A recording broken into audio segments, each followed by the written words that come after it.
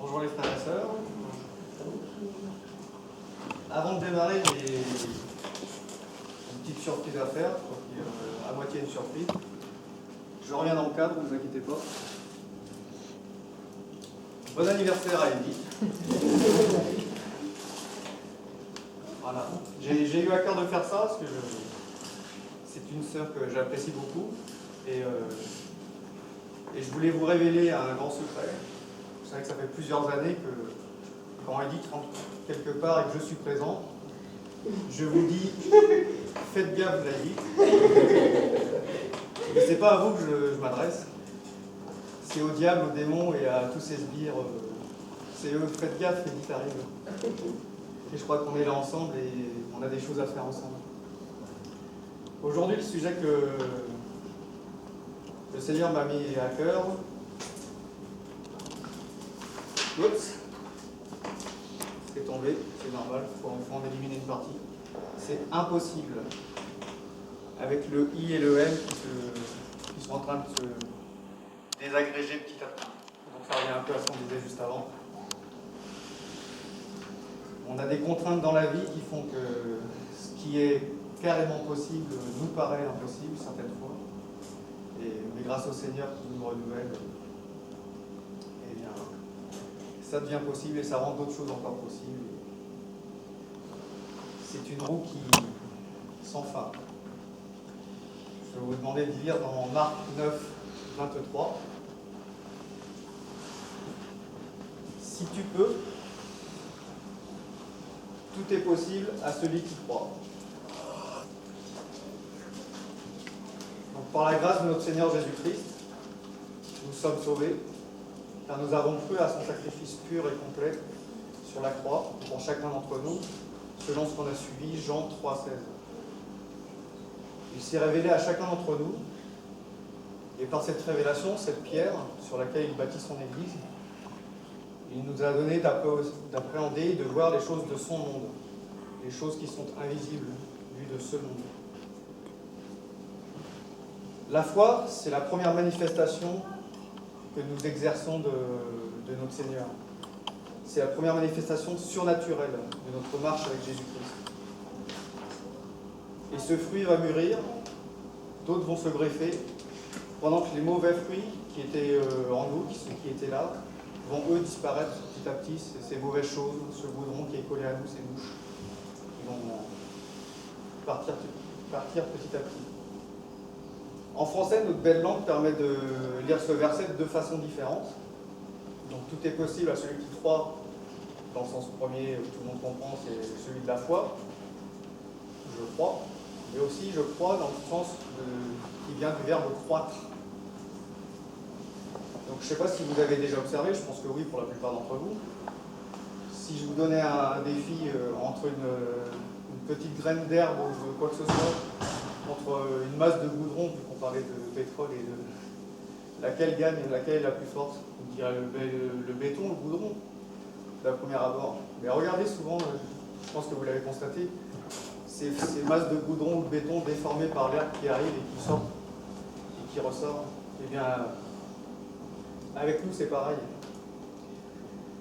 Alors vous allez me dire, attention mon frère, tu es bien gentil, mais tu transformes la parole de Dieu, parce que là en français ça fonctionne, mais la parole de Dieu c'était pas du français à la base.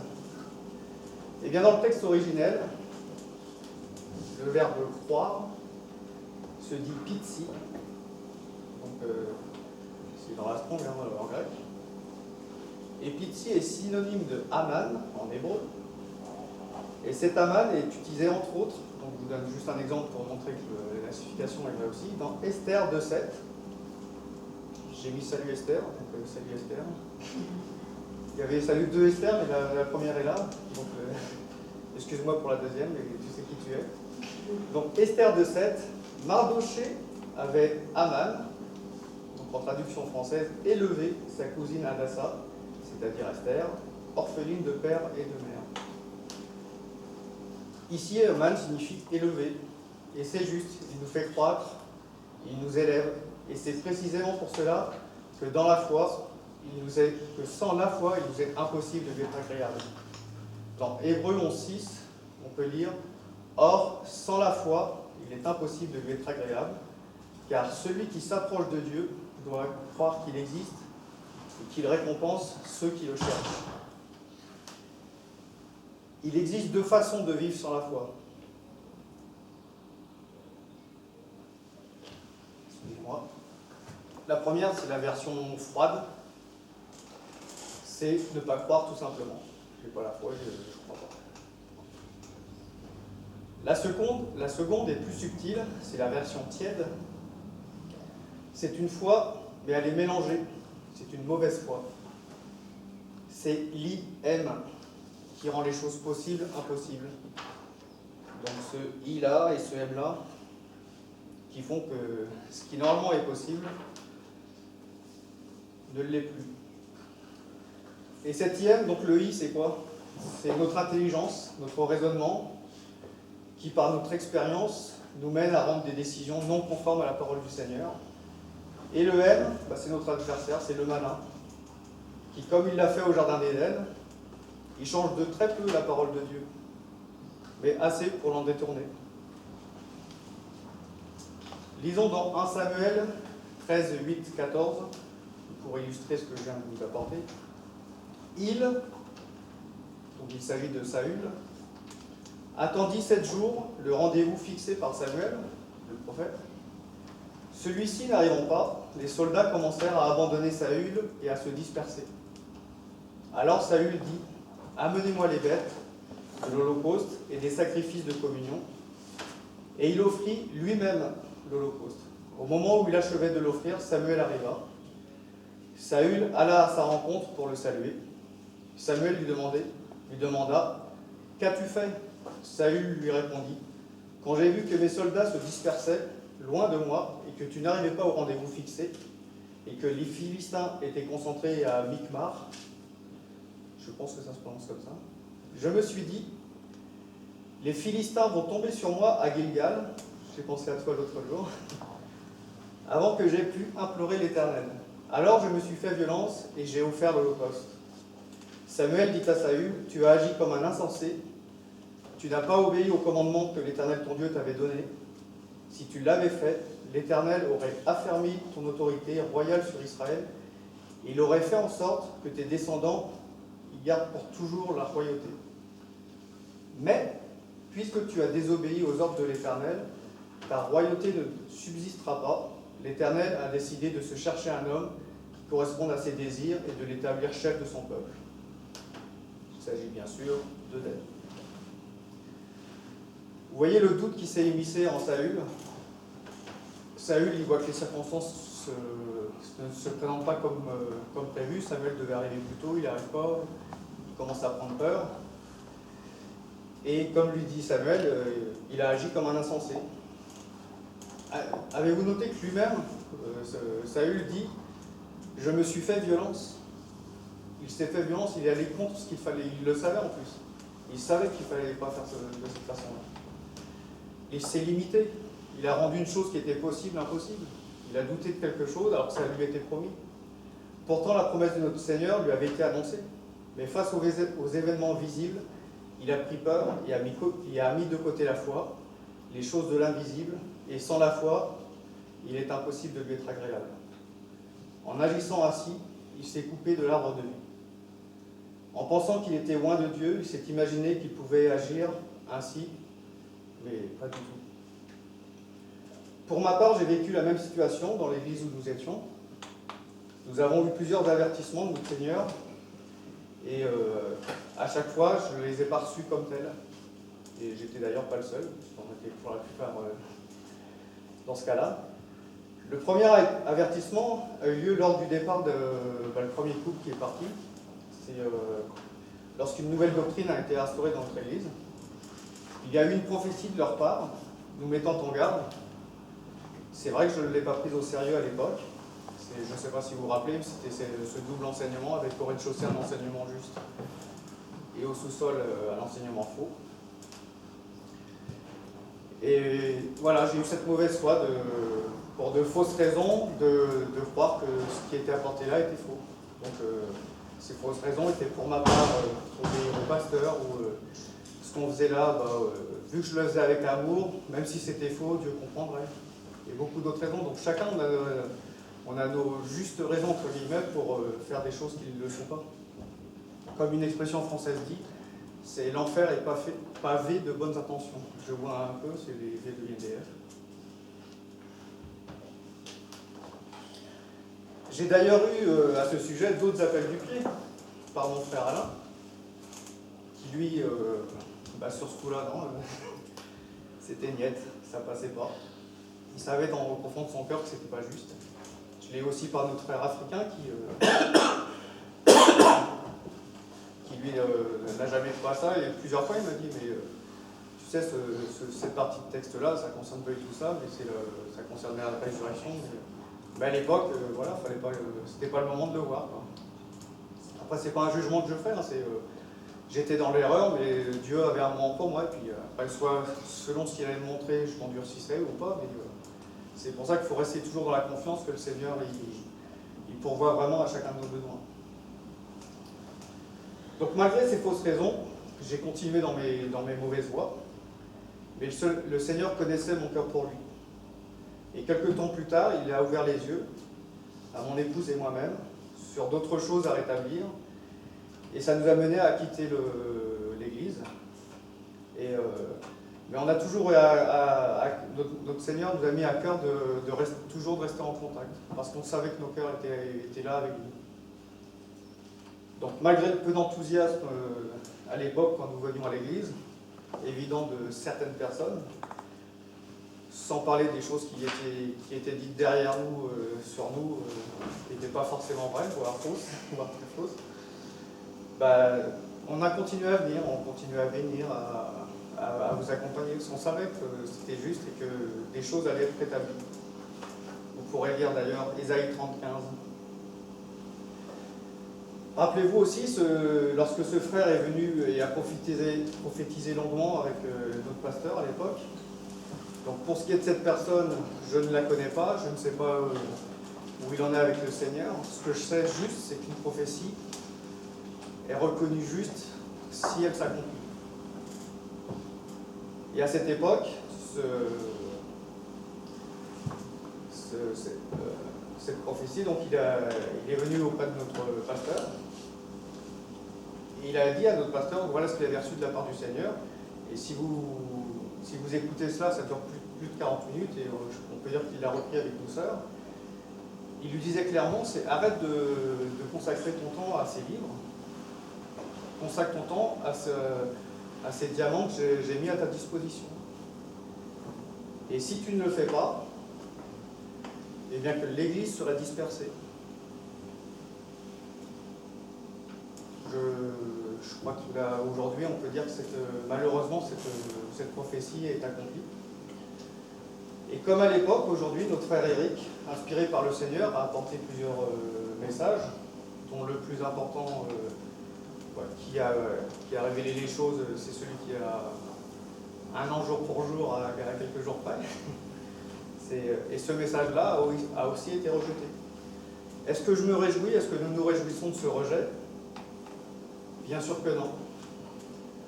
Mon frère Eric me disait à l'époque, il pensait que tout se passerait naturellement, que notre pasteur mettrait ces choses à rétablir en place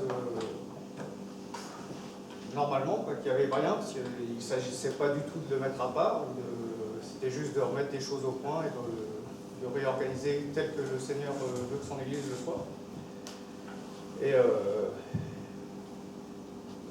Et malheureusement, ça n'a pas été accepté. Mais notre Seigneur, lui, il connaît son plan et il n'est pas surpris par cette situation. En tout cas, malgré ce rejet, je veux croire que parmi nos frères et sœurs qui n'ont toujours pas voulu recevoir ce message, pour reconnaître la voix de notre Père au travers du message prophétique de notre frère Eric, et bien qu'ils puissent le recevoir, qu'ils puissent, au travers de notre témoignage, le comprendre. Et si ça n'était pas le cas, eh bien je respecte leur foi. Et pour illustrer cela, je vais vous citer notre frère William Marion Branham, qui évoquait, c'était dans la révélation des 7 sceaux, je crois que c'est dans le 6e sceau. Je ne me rappelle plus très bien, mais bon, c'est dans la Révélation des 7 sceaux. Il évoquait le meurtre de Joseph Smith, donc créateur des Mormons, qui a été tué par un méthodiste. Donc bien évidemment, le méthodiste en question, lui aussi, il n'a pas agi comme la parole de Dieu. On peut ne pas être d'accord, tuer quelqu'un n'est pas juste, même si la personne agit faussement par rapport à la parole de Dieu. Et donc frère Branham expliquait très bien la situation. Vous voyez, donc là je le cite, vous voyez, je crois que tout ce qui est en accord avec la parole de Dieu est toujours Amen. Si une personne dit qu'elle a une vision, et qu'elle dit qu'elle sait que c'est le Seigneur qui l'a donnée parce qu'elle est venue avec une grande puissance, eh bien la vision peut être très bien, mais si elle n'est pas avec la parole et qu'elle est contraire à la parole, alors elle n'est pas juste. Il se pourra que quelques frères et sœurs mormons soient présents ou reçoivent ces bandes, et je ne voudrais dire que, 3 petits points, si vous faisiez la connaissance des Mormons, vous verriez que ce sont des gens très bien, et leur prophète Joseph Smith, tué ici en Illinois par les méthodistes lors d'un déplacement, était un homme très bien.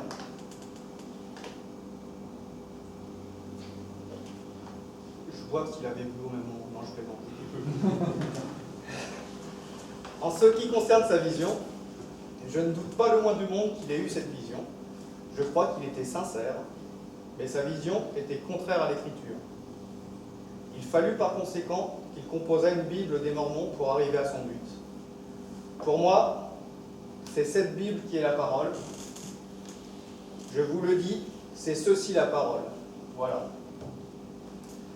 Donc voici donc l'attitude à adopter. Je m'adresse à mes frères et sœurs qui vivent des choses similaires dans leurs églises.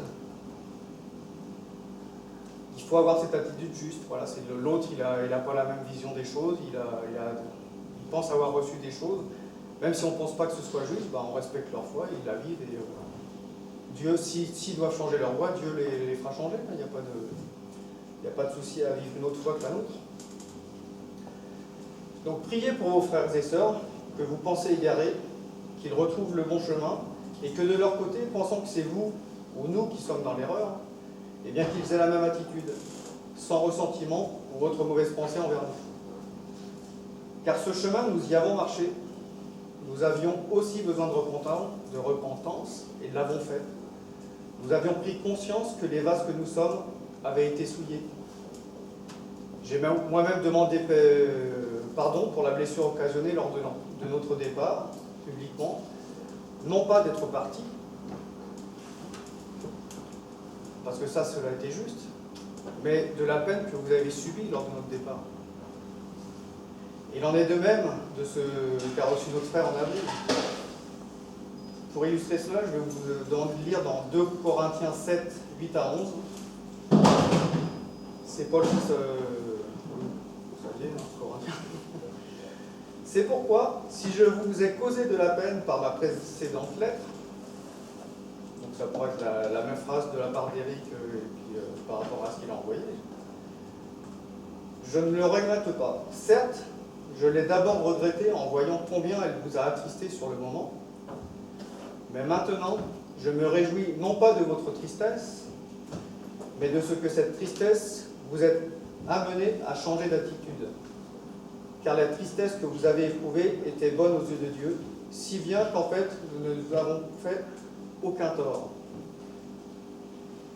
Et ça, c'est ce que tu nous avais apporté l'autre jour. En effet, la tristesse qui est bonne aux yeux de Dieu produit un changement d'attitude qui conduit au salut et qu'on ne regrette pas. La tristesse du monde, elle, produit la mort. Cette tristesse qui est bonne aux yeux de Dieu, voyez quel empressement elle a produit en vous, quelles excuses vous avez présentées, quelle indignation vous avez manifestée, et quelle crainte, quel ardent désir de me revoir, quel zèle, quelle détermination à punir le mal. Par toute votre attitude, vous avez prouvé que vous étiez innocent en cette affaire. Prouvons par notre attitude que nous sommes innocents. Cette semaine, j'ai échangé avec une sœur d'Avignon, salut Patricia, et elle me témoignait de ce qu'elle avait vécu lors de la division dans son église. Et ils en étaient arrivés jusqu'à s'en prendre à son intégrité physique. Et je lui ai répondu que chez nous, un frère avait reçu une parole difficile de la part de notre Seigneur, si difficile, quand il l'a reçue, on ne souhaitait pas la transmettre. Mais le Seigneur a permis malgré tout qu'elle leur arrive. Bien sûr, elle est dure, mais heureusement qu'elle est parvenue, qu'elle leur est parvenue. Car quelques jours plus tard, le Seigneur avait mis à cœur à notre frère de lire Ézéchiel, et il a pu y lire qu'un prophète qui gardait pour lui une prophétie, au lieu de la transmettre à son destinateur, s'exposait à subir les sentences qu'elle comportait. Alors soyons selon nos situations dans la paix. Le Seigneur est là, il veille sur nous. Pardonnons les offenses, ne rendons pas le mal pour le mal. N'agissons pas, comme on me l'a répété, en envoyant un esprit de confusion sur nous ou sur nos enfants. Car d'une part, cela ne nous atteindra pas. Au contraire, le Seigneur va transformer cela en bénédiction.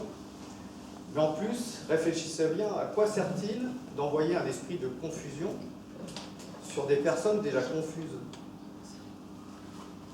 C'est pourquoi, malgré les refus de dialoguer, les emportements, restons fermes sur la parole. Hébreux 11.1. Or, la foi est une ferme assurance des choses qu'on espère, une démonstration de celles qu'on ne voit pas. La ferme assurance des choses que l'on espère, c'est en effet cette certitude, cette conviction que la parole de notre Seigneur Jésus-Christ est la vérité. Par conséquent, par notre foi, nous agissons selon ce qui nous a été révélé par sa parole, et nos actes, nos œuvres le démontrent. Matthieu 28, 16, 20. Les 11 disciples allèrent en Galilée sur la montagne que Jésus leur avait désignée. Quand ils le virent, ils se prosternèrent devant lui, mais quelques-uns eurent des doutes. Jésus s'étant approché, leur parla ainsi. Tout pouvoir m'a été donné dans le ciel et sur la terre. Allez, faites de toutes les nations des disciples, les baptisant au nom du Père, du Fils et du Saint-Esprit, et enseignez-leur à observer tout ce que je vous ai prescrit. Et voici, je suis avec vous tous les jours, jusqu'à la fin du monde. En effet, obéir à ce que notre Seigneur nous a dit démontre notre foi en lui, qui est la parole et la vérité, conformément à Romains 10, 17. Ainsi, la foi vient de ce qu'on entend, et ce qu'on entend vient de la parole de Christ. Au début de ma conversion, il y avait deux choses qui m'avaient marqué et que je pratique toujours. Moi, je m'y attelle. Premièrement, toujours avoir un pardon d'avance envers mon prochain. Et la deuxième, c'est vérifier par moi-même que ce qui nous est enseigné est juste et conforme à la parole. Et c'est juste d'agir ainsi. Ça ne nous empêche pas non plus de parfois rater comme ça a été notre cas, mais Dieu connaît nos voies. Et c'est juste d'agir ainsi parce que nous sommes chacun responsables de nos vies. Nous ne pourrons pas arriver devant le Seigneur et dire « Mais Seigneur, lui m'avait dit ça, lui m'avait dit ceci. » Non, c'est toi. C'est toi qui seras devant. Je serai devant. Et qu'est-ce que j'aurai fait de ma vie? Pour ma part, j'ai péché, j'ai manqué le but, car j'ai adhéré à des choses que je pense aujourd'hui non conformes à la parole de Dieu. À l'époque, je m'étais laissé bercer par mes propres bonnes raisons et illusions par rapport à un certain confort. Mais surtout, je n'avais pas la foi selon Romains 14, 23. Et celui qui a des doutes au sujet de ce qu'il mange est condamné, parce qu'il n'agit pas par conviction. Tout ce qui n'est pas le produit d'une conviction est péché. Ce qui n'est pas le produit d'une conviction, et ce n'est pas le produit de la conviction de quelqu'un d'autre, c'est ta conviction. C'est nos convictions, chacun individuellement. Et c'est illustré plusieurs fois dans la Bible, avec ta foi t'a sauvé. Dans Luc 7, 50, Matthieu 9, 22, Marc 5, 34, Luc 18, 42, Luc 17, 19. Sans cette assurance, cette foi, ne seront tels l'homme et la femme décrits dans Jacques 1, 6, 8. Mais qu'ils la demandent avec foi, sans douter, car celui qui doute est semblable au flot de la mer, agité par le vent et poussé de côté et d'autre. Qu'un tel homme ne s'imagine pas qu'il recevra quelque chose du Seigneur. C'est un homme irrésolu, inconstant dans toutes ses voies. Mais par sa grâce, notre Seigneur laisse toujours une porte ouverte. Alors si tu es irrésolu, inconstant, pratique Jacques 4, 8. Approchez-vous de Dieu, il s'approchera de vous. Nettoyez vos mains, pécheurs, purifiez vos cœurs, hommes irrésolus. C'est alors que tu n'auras plus ni faim ni soif. Jean 6, 35. Jésus leur dit, je suis le pain de vie. Celui qui vient qui vient à moi n'aura jamais faim, et celui qui croit en moi n'aura jamais soif. Alors mon frère, ma sœur, toi qui regardes ce message, ne te laisse plus balloter de gauche à droite, ce que tu fais ou ce que tu ne fais pas, ce que tu dis ou ne dis pas, car vos œuvres n'y sont pour rien. Toi qui marches avec le Seigneur, ne te laisse pas intimider par l'adversaire. Le Seigneur te dit, et vous pourrez le lire dans Ézéchiel 3,9, « Je rendrai ton front comme un diamant, plus dur que le roc. » En parlant du diamant, je pensais et à la prophétie reçue par notre frère il y a 7-8 ans, et donc avec ce diamant-là, est-ce que vous savez d'où vient, comment est formé le diamant? Le diamant, en fait, c'est du charbon. Donc c'est pas beau. C'est juste du charbon, mais qui est soumis à une pression énorme, donc très très profond sous la terre, à près de 75 tonnes au centimètre carré. Donc déjà, il faut subir une belle pression importante. Et tout ça remonte à la surface dans le magma, à des températures supérieures à 1500 ou 2000 degrés, à laquelle le diamant fondrait. Mais le diamant est protégé. Et pour qu'il puisse monter et arriver jusqu'à la surface, il est entouré d'une roche qui s'appelle la kimberlite. Et cette kimberlite, ça vient du nom de la ville où ça a été découvert en Afrique du Sud. Il y en a qui savent. Et donc grâce à ce caillou, donc quand vous regardez comme ça, c'est moche. Hein. C'est un caillou. Mais en fait, ce caillou moche, il est truffé de diamants. Donc voilà, faites attention à ce que vous regardez. Ne jugeons jamais sur quelque chose en se disant « c'est pas beau ». Et je terminerai en lisant dans Romains 4. Donc ce que je vais vous lire, c'est... j'en ai enlevé un peu pour faire plus court. Donc je vais vous lire Romains 4, 7 à 8, 13 à 16 et 19 à 25. Heureux ceux dont les iniquités sont pardonnées et dont les péchés sont couverts. Heureux l'homme à qui le Seigneur n'impute pas son péché. En effet, ce n'est pas la loi que l'héritage du monde a été promis à Abraham ou à sa postérité. C'est par la justice de la foi. Car si les héritiers le sont par la loi, la foi est vaine et la promesse anéantie. Parce que la loi produit la colère et que là où il n'y a point de loi, il n'y a point non plus de transgression. C'est pourquoi les héritiers le sont par la foi, pour que ce soit par grâce, afin que la promesse soit assurée à toute la postérité, non seulement à celle qui est sous la loi, mais aussi à celle qui est à la foi d'Abraham, notre Père à tous. Et sans faiblir dans la foi, il ne considéra point que son corps fût déjà usé, puisqu'il avait déjà près de 100 ans, et que Sarah n'était plus en état d'avoir des enfants.